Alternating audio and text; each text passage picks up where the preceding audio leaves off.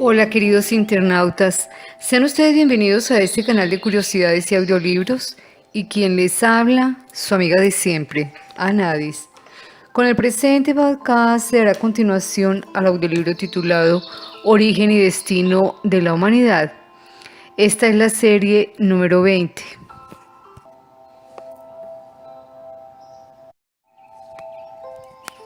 Capítulo 20. La Facultad de Divinidad y Teosofía. Conferencia que fue dictada el 11 de mayo de 1904 en Berlín por Rudolf Steiner.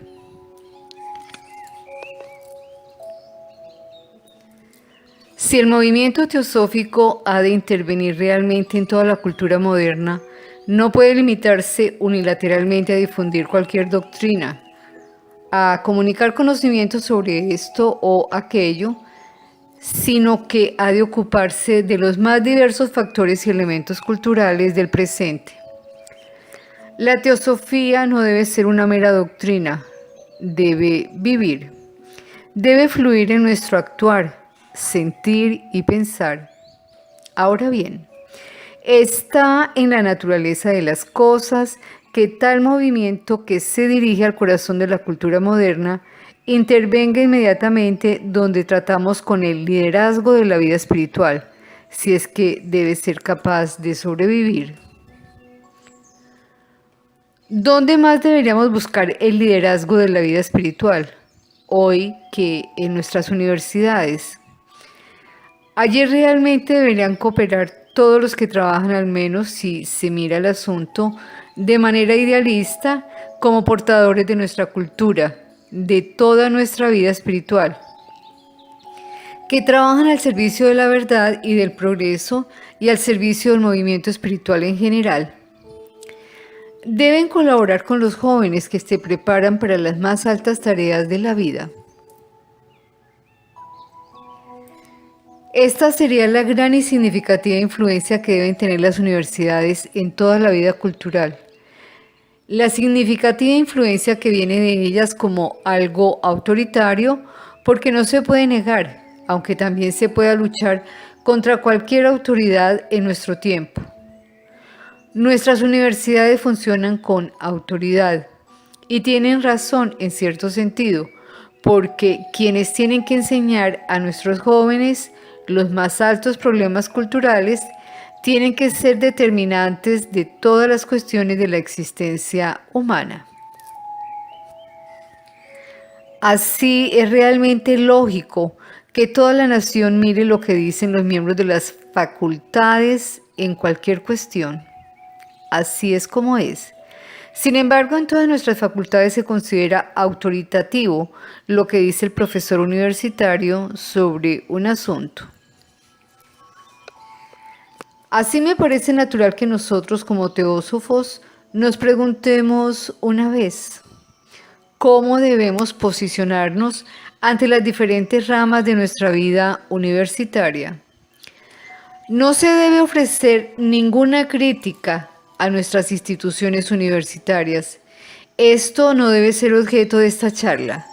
Lo que se discutirá en esta y las siguientes charlas debería simplemente dar una perspectiva de cómo el movimiento teosófico, si es realmente capaz de sobrevivir, si realmente puede intervenir en los impulsos del movimiento espiritual, posiblemente pueda tener un efecto fructífero en nuestra vida universitaria. Una universidad tiene 4 facultades: la Facultad de Teología, en Alemania Teológica, la Facultad de Derecho, la Facultad de Medicina y las Artes, en Alemania Filosófica, Facultad. De hecho, así como el sistema de educación superior es hoy en día, tenemos que incluir aún otros colegios en el sentido de nuestra forma actual de pensar y de enfocar la vida como una continuación de la universidad, por así decirlo, a saber, los colegios de tecnología, las escuelas de arte, etc. Eso se discutirá más adelante en la charla sobre filosofía. Tenemos que ocuparnos de esta facultad que en los primeros tiempos, en plena Edad Media, adquirió una posición de liderazgo en la educación moderna. En este tiempo, la teología en las universidades era la reina de las ciencias. Todo lo que se hacía de otro modo formaba un grupo en torno a la erudición teológica. La universidad había surgido de lo que la Iglesia había desarrollado en la Edad Media, de las escuelas monásticas. Las viejas escuelas tenían una especie de suplemento de lo que se necesitaba como conocimiento mundano. Sin embargo, el tema central era la teología. Estos maestros, sacerdotes y monjes que habían experimentado la educación clerical estuvieron activos hasta finales de la Edad Media. La teología fue llamada la reina de las ciencias. No es ahora completamente natural si se considera el asunto en abstracto. Idealmente llamar a la teología la reina de las ciencias, y no debería ser esta reina si cumpliera su tarea en el sentido más amplio de la palabra. En el centro del mundo está ciertamente lo que llamamos el fundamento primigenio del mundo, lo divino, en la medida en que el ser humano puede captarlo. La teología no es otra cosa que las enseñanzas de este divino. Todos los demás deben remontarse a las fuerzas primarias divinas de la existencia. Si la teología quiere ser realmente las enseñanzas de lo divino, no podéis imaginarla como que es el sol central de toda sabiduría y conocimiento, y que desde ella se emite la fuerza y la energía a todas las demás ciencias. En la Edad Media todavía era así. Lo que los grandes teólogos medievales tenían que decir sobre el mundo básicamente obtuvo su luz, su fuerza más significativa de la llamada ciencia sagrada de la teología.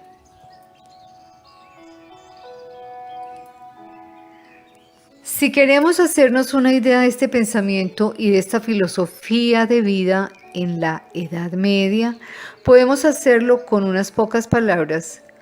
Cualquier teólogo medieval consideraba el mundo como una gran unidad. La creatividad divina estaba arriba en la cumbre. Abajo, las fuerzas individuales y los reinos de la naturaleza existían dispersos en la multiplicidad del mundo. Lo que uno sabía sobre las fuerzas y los reinos de la naturaleza era el objeto de las ciencias individuales. Lo que conducía al espíritu humano a la aclaración de las cuestiones más elevadas, lo que debía aclarar lo que las ciencias individuales no podían reconocer, venía de la teología. Por lo tanto, uno estudió filosofía primero. Abarcaba todas las ciencias mundanas. Luego se avanzó a la ciencia de la teología. La facultad de medicina y la de derecho se mantuvieron algo diferentes en la vida universitaria.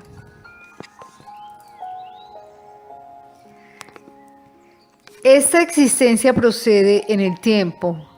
Hay un desarrollo hacia la perfección y como seres humanos no solo estamos colocados en el orden mundial, sino que nosotros mismos cooperamos en el orden mundial.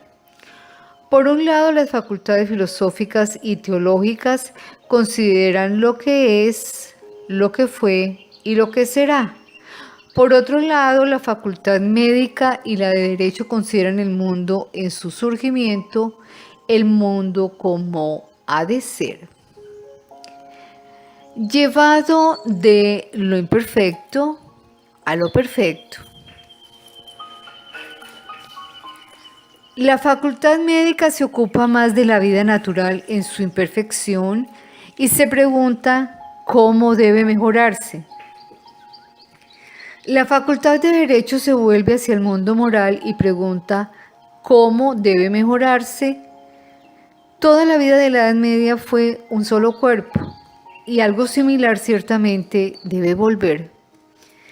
De nuevo, toda la unidad, la universitas, ha de convertirse en un cuerpo vivo que tiene las facultades singulares como miembros de la vida común. La universidad moderna es más un agregado y las facultades individuales no se relacionan mucho entre sí. En la Edad Media, todos los que estudiaban en la universidad debían adquirir una formación filosófica básica, lo que hoy se llama formación general, aunque hay que admitir que solo los que hoy salen de la universidad se caracterizan por la ausencia de formación general. Esta fue la base de todo. También en el Fausto de Goethe se encuentra dicho: primero el Collegium Logicum, luego la metafísica. Sin embargo, también es correcto que alguien que en general quiera introducirse en los secretos de la existencia mundial, en las grandes cuestiones de la cultura, debe tener al principio una profunda formación en las distintas ramas del saber. No hay ningún progreso que este estudium fundamentale haya desaparecido por completo de nuestra formación universitaria. En gran parte es lo que uno puede conocer de la naturaleza sin vida: física, química, botánica, zoología, matemáticas, etc. No antes de que el estudiante haya sido introducido en las enseñanzas del pensamiento, en las leyes de la lógica, en los principios básicos del mundo o en la metafísica. Puede ascender a las otras facultades superiores, pues las otras facultades se llamaban superiores con algún derecho. Entonces podría avanzar a la teología.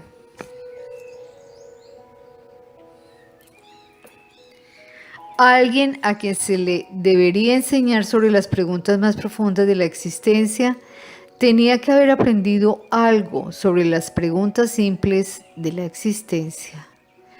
Pero también las demás facultades presuponen dicha formación. La situación del derecho y de la medicina sería mucho mejor si se mantuviera a fondo esa formación previa general, porque quien quiere intervenir en la jurisprudencia debe saber cómo son en general las leyes de la vida humana. Hay que entender vivamente lo que puede llevar a un ser humano al bien o al mal. Debe ser agarrado no solo como a la letra muerta de la ley, sino como a la vida, como a algo con lo que estás íntimamente relacionado. Estos seres humanos deben tener primero la circunferencia, porque el ser humano es realmente un microcosmos en el que viven todas las leyes. Por eso, uno tiene que conocer las leyes físicas sobre todo. Así, la universidad debería ser correctamente entendida un organismo de todo el saber humano. Sin embargo, la facultad de la divinidad tendría que estimular cualquier otro conocimiento. La teología, las enseñanzas del orden mundial divino, no pueden existir en absoluto a menos que se inserten en lo más pequeño y lo más grande de nuestra existencia, a menos que se profundice todo en el orden mundial divino. Pero, ¿cómo podría alguien decir algo sobre el orden divino del mundo si no sabe nada sobre los minerales, nada sobre las plantas, los animales y los seres humanos, sobre el origen de la Tierra, sobre la naturaleza de nuestro sistema planetario? La revelación de Dios está en todas partes y no hay nada que no exprese la voz de la divinidad. El ser humano tiene que vincular todo lo que tiene y es y actúa con estas cuestiones altísimas que debe tratar la ciencia teológica. Ahora debemos preguntarnos, ¿la facultad de la divinidad se posiciona de esta manera en la vida actual? ¿Funciona de tal manera que su fuerza y energía puedan fluir de él a toda la vida restante? No me gustaría dar ninguna crítica, sino una descripción objetiva de las relaciones si es posible. En los últimos tiempos, incluso la teología está algo desacreditada, incluso dentro del movimiento religioso. Tal vez haya escuchado algo del nombre Kaltov, Albert Kaltov, año 1850 a 1906, teólogo protestante, que escribió sermones de Zaratustra. Dice que la religión no debe sufrir por las letras de la teología. No queremos teología, sino religión. Son personas que son capaces de encontrar el mundo de la cosmovisión religiosa desde su convicción inmediata. Ahora, nos preguntamos si esta visión puede persistir. Si puede ser cierto que la religión sin teología, el sermón sin teología, es posible. En los primeros tiempos del cristianismo y también en la Edad Media, esto no era así. También en los primeros siglos de la época moderna no fue así. Solo hoy se ha producido una especie de conflicto entre la eficacia religiosa inmediata y la teología que aparentemente se ha apartado un poco de la vida. En los primeros tiempos del cristianismo, alguien era básicamente un teólogo que podía ver hasta las cumbres más altas de la existencia debido a su sabiduría y ciencia. La teología era algo vivo, era algo que vivía en los primeros padres de la Iglesia, que animaba espíritus como Clemente de Alejandría, como Orígenes, como Escoto Origena y San Agustín. Era la teología lo que los animaba, era eso lo que vivía como sangre vital en ellos. Si las palabras salían de sus labios, no necesitaban confiar ningún dogma, entonces sabían hablar intensamente a los corazones. Encontraron las palabras que salían de cualquier corazón. El sermón estuvo impregnado de corrientes anímicas y religiosas, pero no hubiera sido así a menos que dentro de estas personalidades hubiera vivido la visión de los seres más elevados en la forma más elevada en que el ser humano puede alcanzar esto. Es imposible tal dogmatismo que discute cada palabra en abstracto que se habla en la vida cotidiana. Pero alguien que quiera ser un maestro de la gente tiene que haber experimentado la forma más alta de conocimiento con sabiduría. Debe tener la resignación, la renuncia a lo que le es inmediato. Debe esforzarse y experimentar lo que lo introduce en la forma más alta de conocimiento en la soledad, en la celda, lejos del ajetreo del mundo, donde puede estar a solas con su Dios, con su pensamiento y su corazón. Debe tener la posibilidad de mirar hacia las alturas espirituales de la existencia sin ningún fanatismo, sin ningún deseo, incluso sin ningún deseo religioso, pero en una devoción puramente espiritual, que esté libre de todo lo que aparece también, por lo demás, en el anhelo de las religiones. Hay que desarrollarse, hay que haber alcanzado la resignación, la renuncia a conducir este alto soliloquio y tenerlo vivo en uno mismo, y dejarlo obrar como savia en las palabras que son el contenido de las doctrinas populares. Entonces, hemos encontrado la etapa correcta de teología y sermón de ciencia y vida. Alguien que se sienta abajo siente que esto brota de las profundidades, que se baja de las alturas científicas de la sabiduría. Entonces no necesita autoridad externa. Entonces la palabra misma es autoridad por la fuerza que vive en el alma del maestro, porque se instala en el corazón por esta fuerza para orar con el eco del corazón.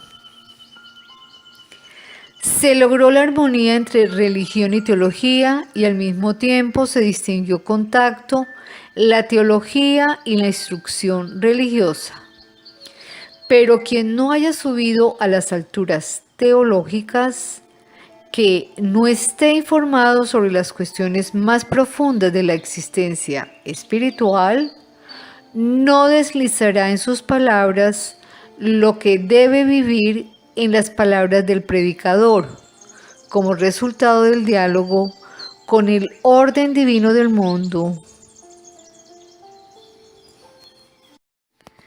Esta fue realmente la opinión que se tenía en la cosmovisión cristiana sobre la relación entre teología y el sermón durante siglos.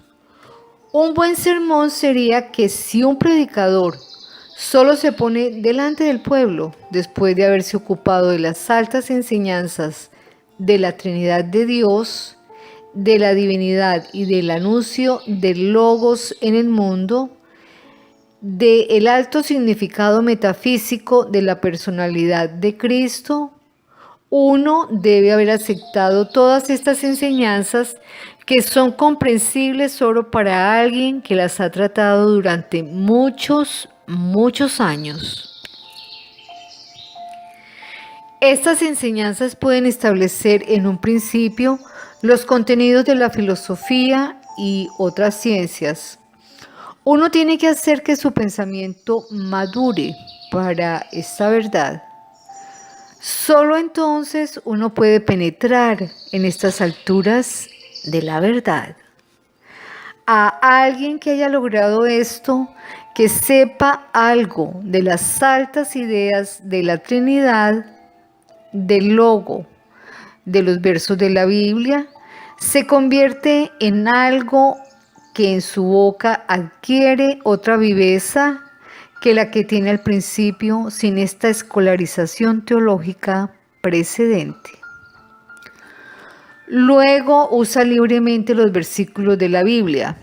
Luego crea esa corriente de él a la comunidad dentro de los versículos de la Biblia que provocan una influencia de la creatividad divina en los corazones de la multitud. Entonces, no solo se interpreta la Biblia, sino que la maneja. Entonces, habla de tal manera como si él mismo hubiera participado en la escritura de las grandes verdades que están escritas en este antiguo libro religioso. Buscó en las bases de donde se originaron las grandes verdades de la Biblia. Él sabe lo que han sentido aquellos que una vez estuvieron mucho más influenciados por el mundo espiritual que él, y lo que se expresa en los versículos de la Biblia como el gobierno mundial divino y el orden humano de salvación. No solo tiene la palabra que tiene para comentar e interpretar, sino que detrás de él están los grandes y poderosos escritores de los que es alumno, discípulo y sucesor. Él habla desde el espíritu de ellos y él mismo pone el espíritu de ellos que ellos han puesto en él, en la escritura ahora.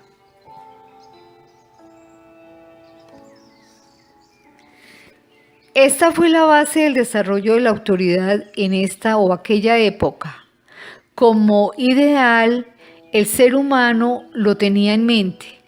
Muchas veces se llevó a cabo. Sin embargo, nuestro tiempo también ha provocado un gran cambio aquí. Consideremos una vez más el gran cambio que tuvo lugar desde la Edad Media hasta los tiempos modernos. ¿Qué pasó en este momento? que hizo posible que Copérnico, Galilei, Giordano Bruno pudieran anunciar una nueva visión del mundo. Este nuevo movimiento se hizo posible porque el ser humano se acercó inmediatamente a la naturaleza que él mismo quiso ver, que no se apoyaba en documentos antiguos como en la Edad Media, sino que iba directo a la existencia natural. Era diferente en la ciencia medieval.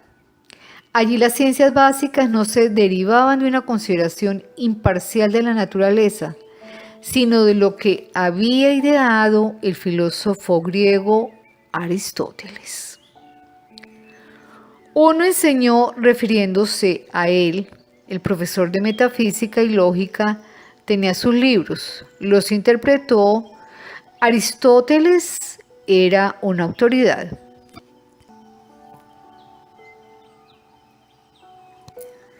Esto cambia con el cambio de la Edad Media a los tiempos modernos. El propio Copérnico quiso esquematizar lo que da la vista inmediata. Galilei brilló sobre el mundo de la existencia inmediata. Kepler encontró la gran ley mundial según la cual los planetas giran alrededor del Sol. Así fue en los siglos pasados. Uno quería ver de forma independiente. También se contó en anécdotas lo que le ocurrió a Galilei. Había un erudito que conocía a su Aristóteles. Uno le dijo algo que había dicho Galilei. Él respondió que esto debe ser diferente. Debo mirar a Aristóteles porque él lo dijo de otra manera. Y sin embargo, Aristóteles tiene razón. La autoridad era más importante para él que la vista inmediata, pero había llegado el momento. Uno quería ahora saber algo de forma independiente. Esto no requiere que todo el mundo sea inmediatamente capaz de adquirir esta visión con bastante rapidez, sino que solo requiere que haya personas que sean capaces de acercarse a la naturaleza, que estén equipadas con los instrumentos, las herramientas y los métodos necesarios para observar la naturaleza. De ese modo el progreso se hizo posible. Uno puede interpretar lo que escribió Aristóteles, pero uno no puede progresar de ese modo. Alguien puede progresar solo si él mismo progresa, si él mismo ve las cosas.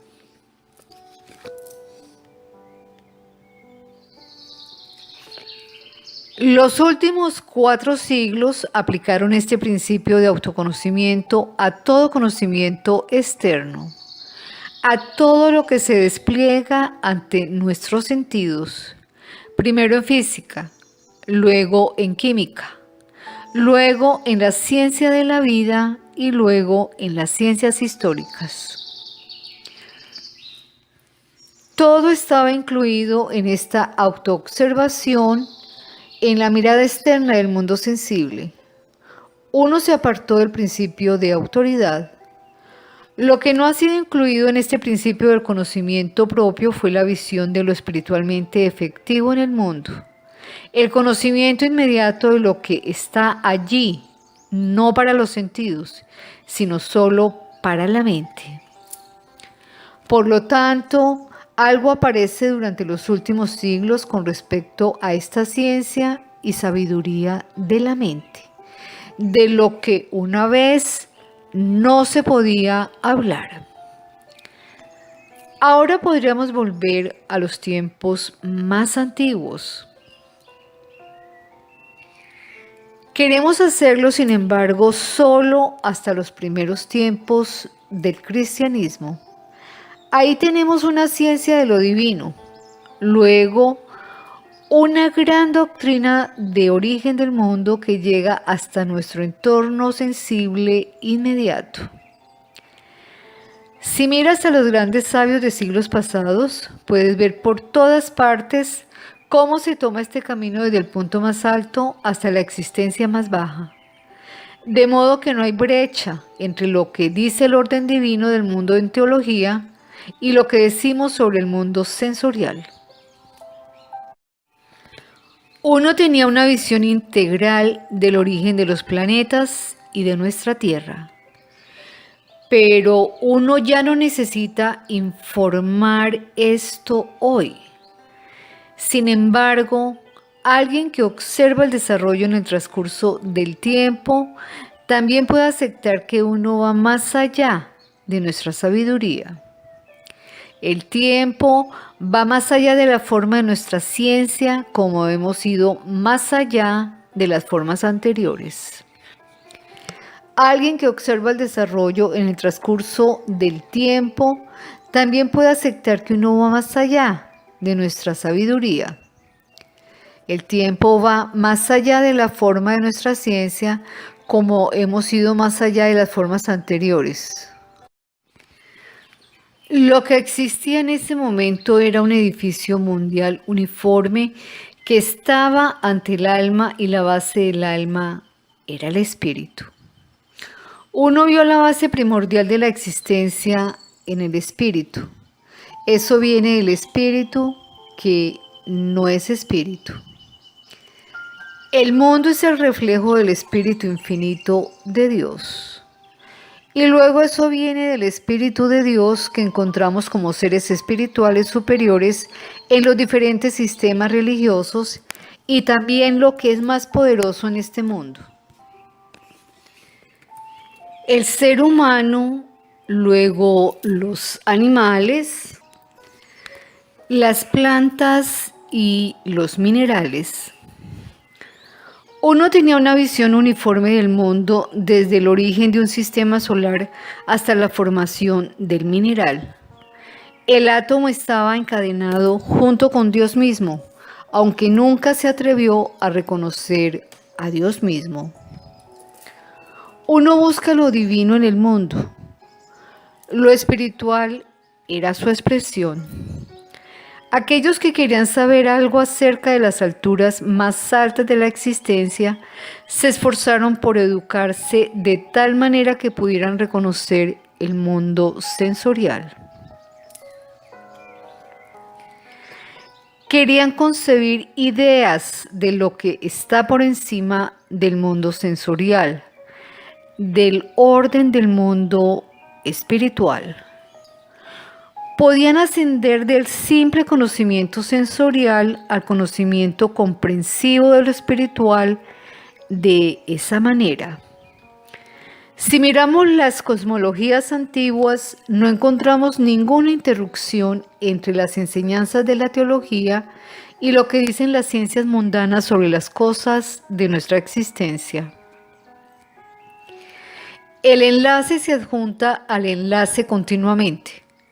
Uno había comenzado desde el núcleo del espíritu hasta la circunferencia de nuestra existencia terrenal, del orden espiritual del mundo. Podían ascender del simple conocimiento sensorial al conocimiento comprensivo de lo espiritual de esa manera. Uno tomó otro camino en los tiempos modernos. Uno simplemente dirigía los sentidos y lo que se considera que son los brazos de los sentidos, como instrumentos fortalecedores de la percepción sensorial hacia el mundo. De manera brillante y tremenda, uno desarrolló la visión del mundo que nos enseña algo sobre el mundo sensorial externo. Todavía no está todo explicado, pero ya hoy se puede hacer una idea de cómo avanza esta ciencia de las cosas sensibles. Sin embargo, algo fue así interrumpido, a saber, la conexión inmediata entre la ciencia del mundo y la ciencia divina.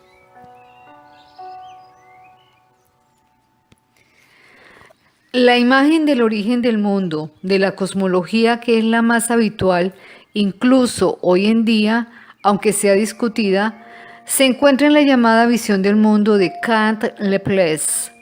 Para orientarnos, queremos decir algunas palabras al respecto para ver entonces qué significa para nosotros tal visión del mundo de Kant-Laplace.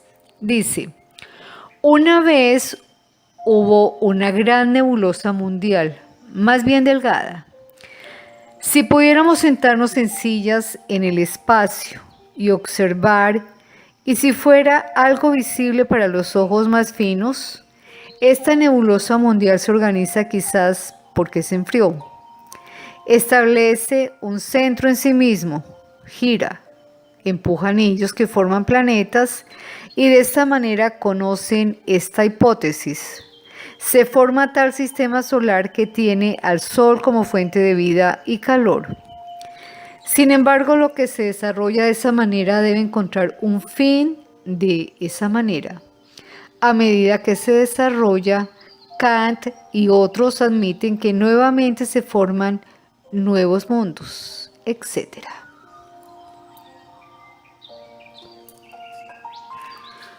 ¿Cuál es ahora esa visión del mundo que el investigador moderno trata de componer a partir de las experiencias científicas de la física, la química, etc.? Esto es algo que tendría que ser perceptible por los sentidos en todas las etapas. Ahora intenta una vez imaginar realmente esta visión del mundo que está ausente en él. El espíritu está ausente. Es un proceso material, un proceso que puede ocurrir en un microcosmos, con una gota de aceite en el agua que puede mirar con tus ojos. El proceso del origen del mundo se hace sensible a los sentidos. El espíritu no estuvo involucrado en el origen de tal sistema solar. Por lo tanto, no es de extrañar que se plantee la pregunta, ¿cómo se origina la vida y cómo se origina el espíritu? Porque uno imaginó originalmente la materia sin vida solamente que se mueve según sus propios principios.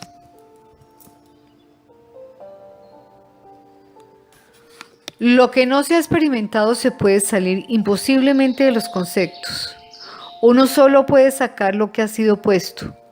Si uno imagina un sistema mundial que está vacío y desprovisto de espíritu, entonces debe permanecer inconcebible, como el espíritu y la vida pueden existir en este mundo. La pregunta nunca puede responderse a partir de la teoría de Kant-Laplace sobre cómo pueden originarse la vida y el espíritu. La ciencia de los tiempos modernos es solo una ciencia sensorial. Por lo tanto, ha tomado esa parte del mundo en su teoría del origen del mundo, que es una sección del mundo entero. Tu cuerpo te representa en tu totalidad, tan poco como la materia es el mundo entero.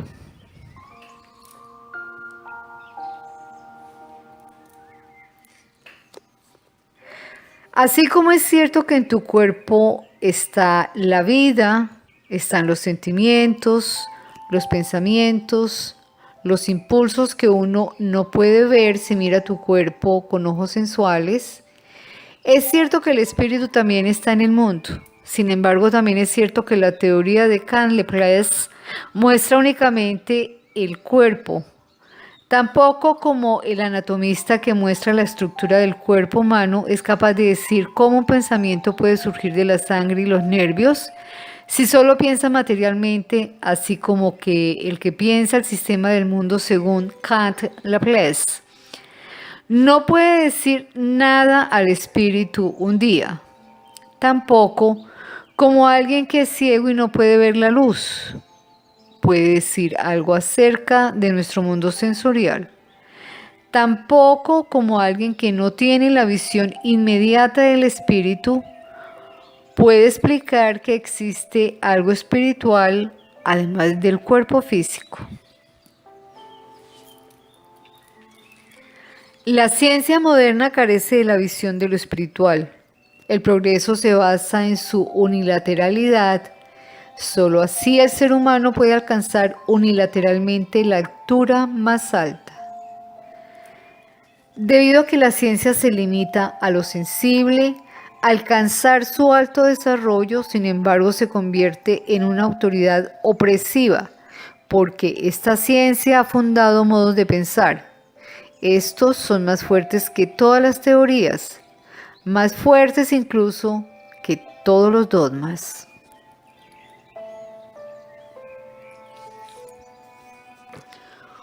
Uno se acostumbra a buscar la ciencia en lo sensible y así se cuelan las formas de pensar del ser humano moderno desde hace 4 siglos que lo sensible se convirtió en lo único real para él. Por lo tanto, generalmente se cree que el mundo sensorial es el único real. Algo que se justificaba como teoría se convirtió en modo de pensar.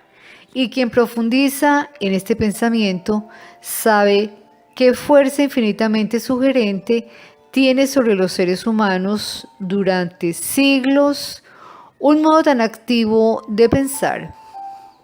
Funcionó en todos los círculos. Como un ser humano que está expuesto a la sugestión. Toda la humanidad culta moderna está expuesta a la sugestión de que solo lo que uno percibe con los sentidos puede agarrar con las manos, es lo único real. La humanidad ha renunciado a considerar el espíritu como algo real, pero esto no tiene nada que ver con una teoría, pero solo con las formas acostumbradas de pensar. Estos se sientan mucho más profundos que cualquier comprensión. Uno puede probar esto por la epistemología y la filosofía que no están suficientemente desarrolladas en nosotros, por desgracia. Toda la ciencia moderna está influenciada por estas formas modernas de pensar. Con alguien que habla hoy sobre el origen de los animales y sobre el origen del mundo, esta forma de pensar queda en un segundo plano y no puede evitar dar tal colorido a sus palabras y conceptos que dejan una impresión poderosa por sí mismos, que es real, es diferente, con lo que uno simplemente piensa. Hay que avanzar tanto hoy para reconocer la realidad más profunda en aquello que solo se piensa. Uno tiene que volverse capaz de contemplar el espíritu. Esto no se logra con libros y charlas, no con teorías y dogmas nuevos, sino con una autoeducación íntima que interviene en las costumbres del alma del ser humano moderno.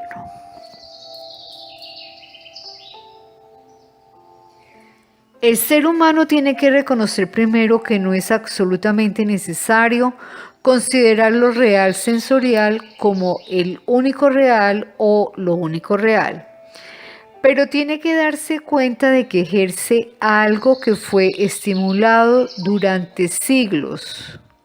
Uno piensa de esta manera, fluye hacia el sentimiento original de los seres humanos.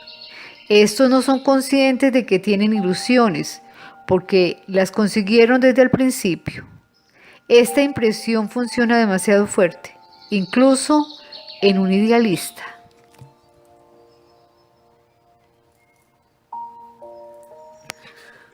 Con esta transformación de las formas de pensar se produjo el desarrollo de la teología. ¿Qué es la teología? Es la ciencia de lo divino, tal como se transmite desde hace milenios. Se basa en la Biblia, como la ciencia de la Edad Media se basó en Aristóteles. Pero es solo la enseñanza de la teología que ninguna revelación continúa para siempre, sino que el mundo y las palabras de las antiguas revelaciones cambian. En la doctrina de la Iglesia Católica, la vida espiritual inmediata ya no fluye. Depende allí de si hay personas de las que la vida espiritual todavía pueda fluir. Si lo entendemos así, tenemos que decir que también la teología está sujeta al pensamiento materialista.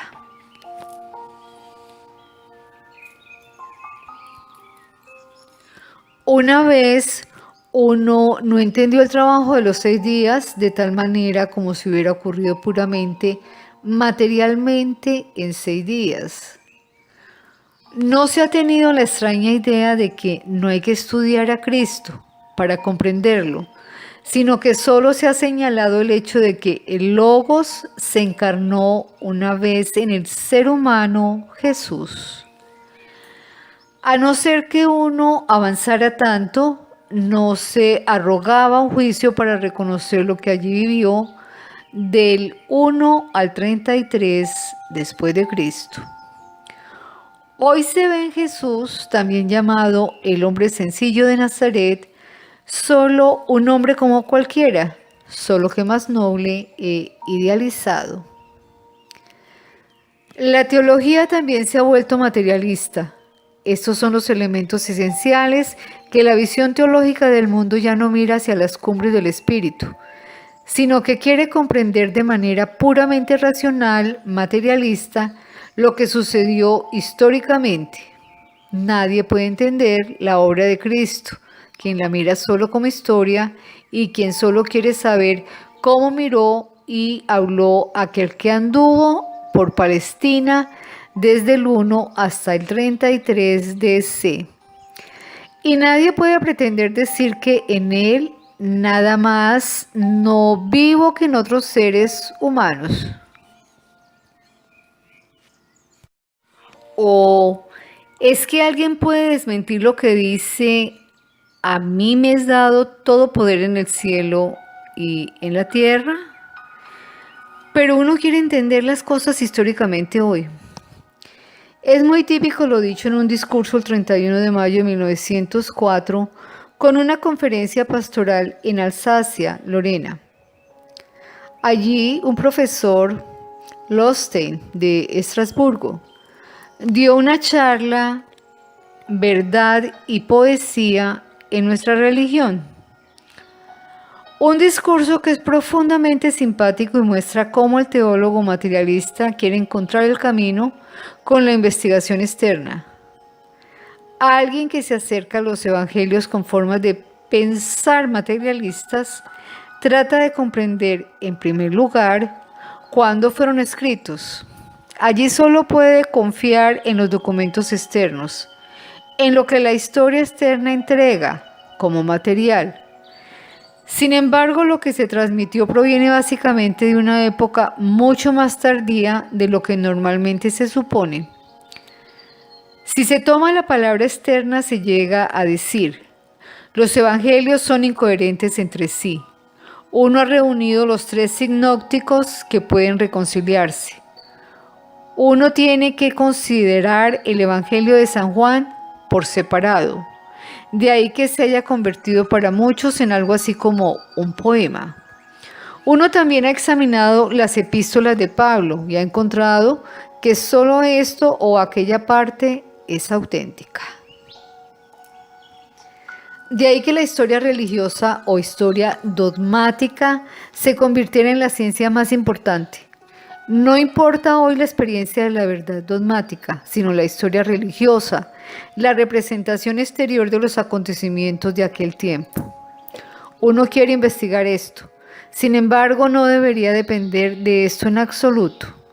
Esto puede ser importante para una historia materialista, pero no es teología. La teología no tiene que investigar cuándo se originó el dogma de la Trinidad, cuándo se pronunció por primera vez o escribió por escrito, sino qué significa, qué nos anuncia, qué puede ofrecer como vivo, como fecundo a la vida interior.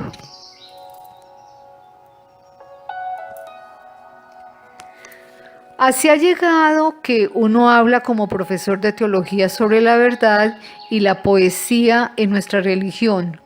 Uno ha encontrado que hay contradicciones en los escritos.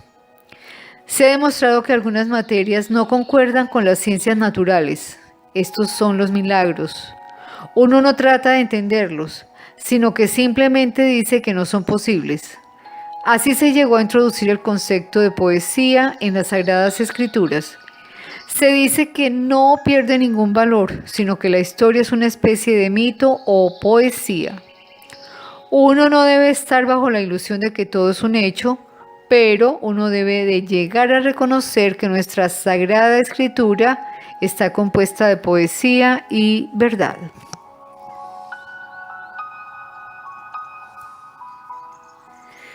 Esto se basa en una falta de conocimiento sobre la naturaleza de la poesía. La poesía es algo más de lo que el ser humano imagina hoy como poesía. La poesía surgió del espíritu. La poesía misma tiene un origen religioso. Antes de que existiera la poesía, ya existían acontecimientos como los dramas griegos, a los que peregrinaban los griegos, como a los misterios eleusinos. Este es el drama original. Si se practicaba, era ciencia para los griegos, pero también realidad espiritual al mismo tiempo. Era belleza y arte al mismo tiempo, pero también edificación religiosa. La poesía no era más que la forma externa que debería expresar la verdad del plano superior, no solo simbólicamente, sino realmente. Esto forma la base de toda verdadera poesía.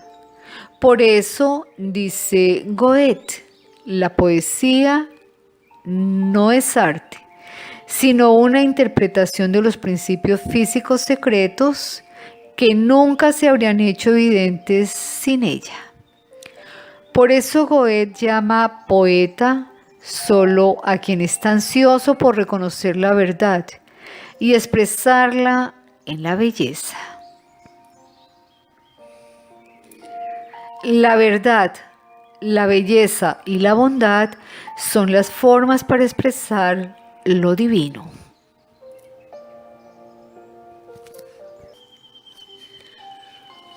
Por lo tanto, no podemos hablar de poesía y verdad en la religión. Nuestro tiempo ya no tiene conceptos correctos de poesía. No sabe cómo brota la poesía del manantial de la verdad. Por lo tanto, cada palabra gana algo de ella. Tenemos que volver al concepto correcto de poesía. Tenemos que entender qué era originalmente la poesía y aplicarla a lo que la teología tiene que investigar. Probablemente decimos, por sus frutos los conoceréis. ¿A dónde ha llegado la teología? En un libro que causó gran revuelo en los últimos tiempos y que la gente ha aceptado porque lo ha escrito un teólogo moderno, quiero decir, ¿qué es el cristianismo? 1901, de Adolf Harnack, año 1851 a 1930, teólogo protestante. Hay un lugar y este lugar dice: el mensaje de Pascua habla del evento milagroso en el jardín de José de Arimatea, que sin embargo ningún ojo tiene visto, del sepulcro vacío en el que miraron algunas mujeres y discípulos, de los fenómenos del Señor transfigurado, glorificado, tanto que sus seguidores no pudieron reconocerlo inmediatamente. Luego también de los discursos y acciones de Cristo resucitado. Los informes se hicieron cada vez más completos y seguros. Sin embargo, la fe en la Pascua es la convicción de la victoria del crucificado sobre la muerte, de la fuerza y la justicia de Dios y de la vida del que es el primogénito entre muchos hermanos. En cuanto a San Pablo, la base de su fe en la Pascua era la certeza de que el segundo Adán había venido del cielo.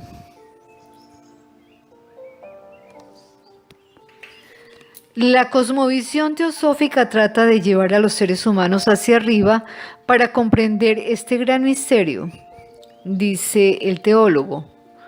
Hoy ya no sabemos qué pasó en realidad en el huerto de Getsemaní. Tampoco conocemos la calidad de los mensajes sobre los hechos que nos entregan los discípulos. Tampoco sabemos cómo estimar el valor de las palabras sobre Cristo resucitado en las epístolas de Pablo. No podemos hacerle frente. Pero una cosa es segura. La fe en el Salvador resucitado comenzó a partir de estos eventos y queremos mantener la fe y no preocuparnos por su base. Encuentras un concepto en el dogmatismo moderno que resulta extraño para alguien que busca razones de verdad. Se dice, no se puede explicar metafísicamente. No es posible ninguna contradicción, pero tampoco ninguna explicación. Solo queda la tercera, la verdad religiosa.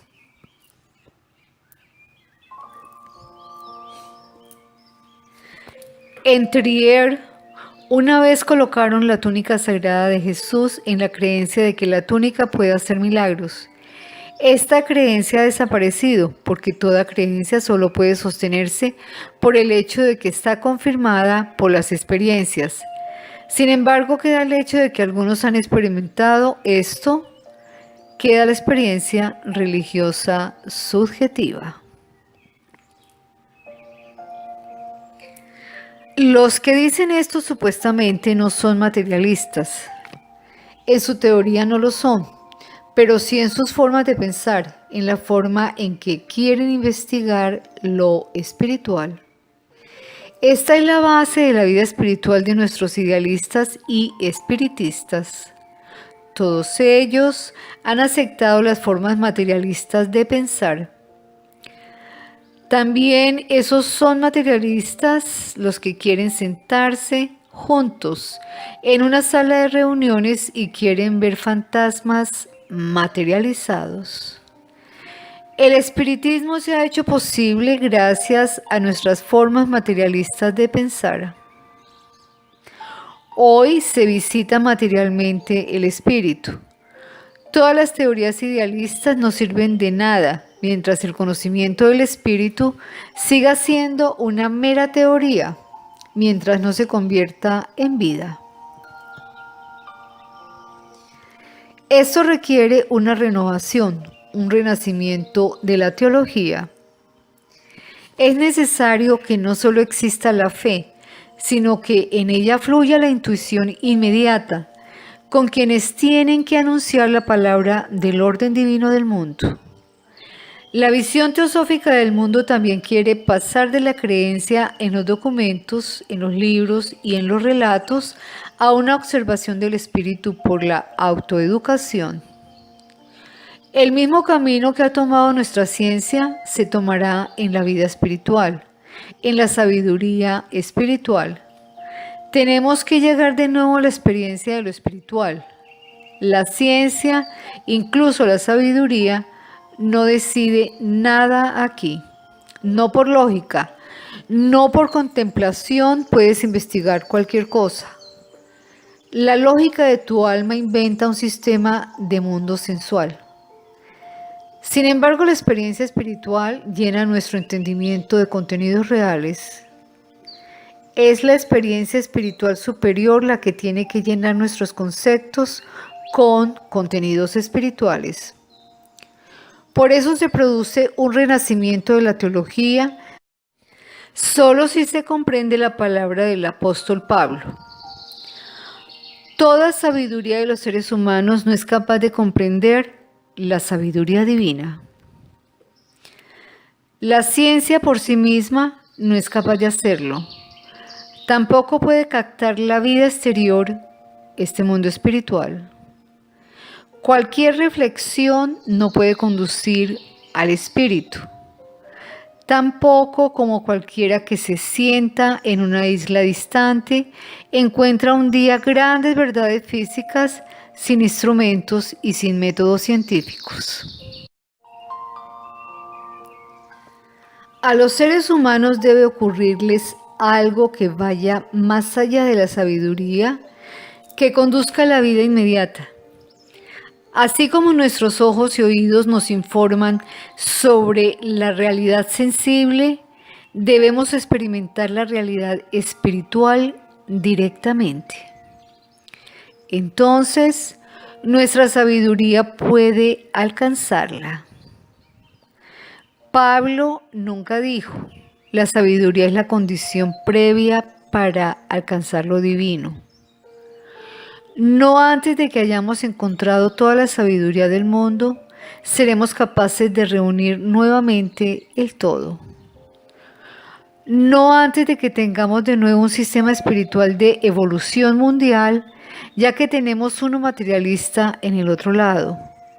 No debemos tener la antigua fe, pero he aquí y allá, entonces lo sensual y lo espiritual se unen en una cadena, y uno será poder descender de nuevo del espíritu a las enseñanzas de la ciencia sensible.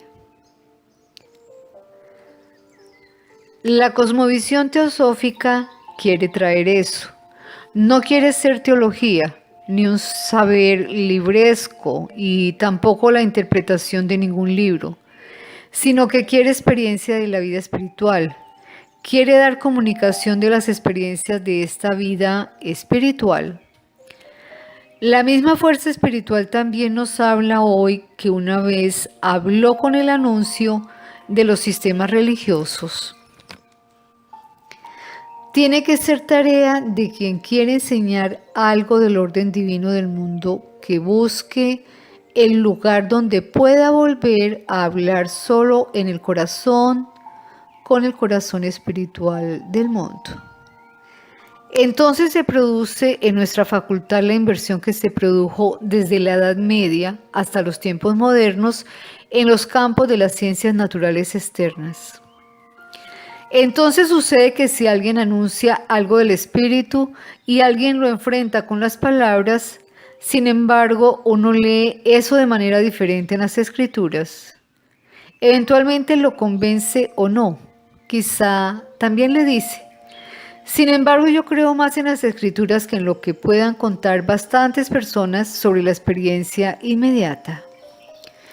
Pero el curso de la vida espiritual no puede ser impedido.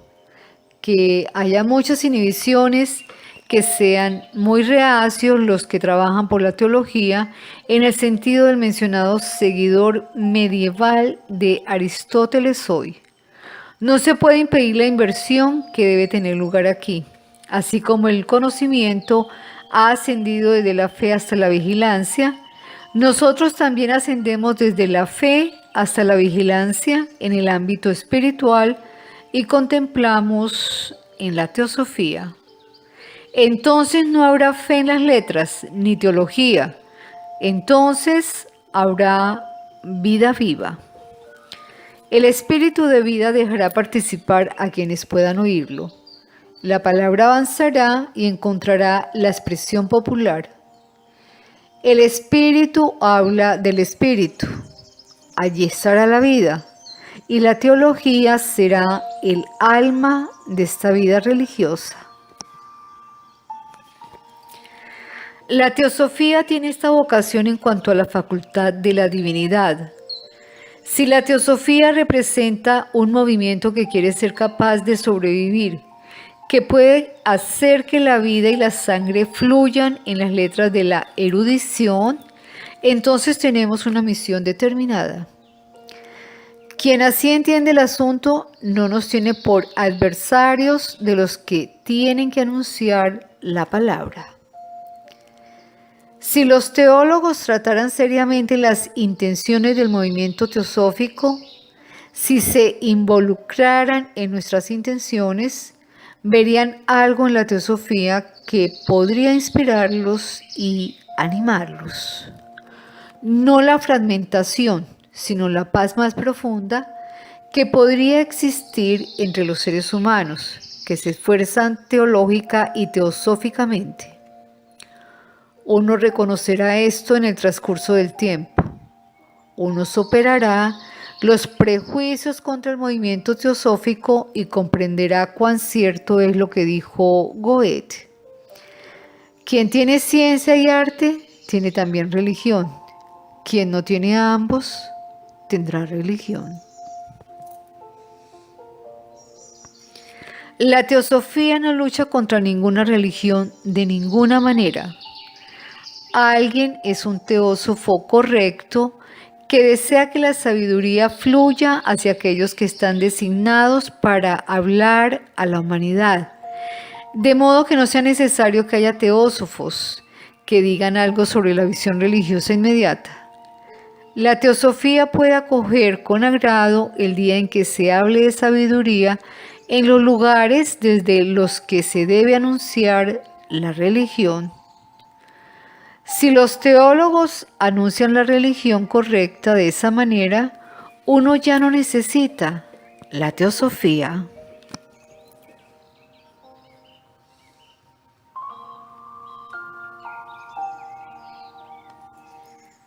Así, mis queridos amigos, se concluye esta serie número 20 titulada La Facultad de Divinidad y Teosofía. Paz para todos.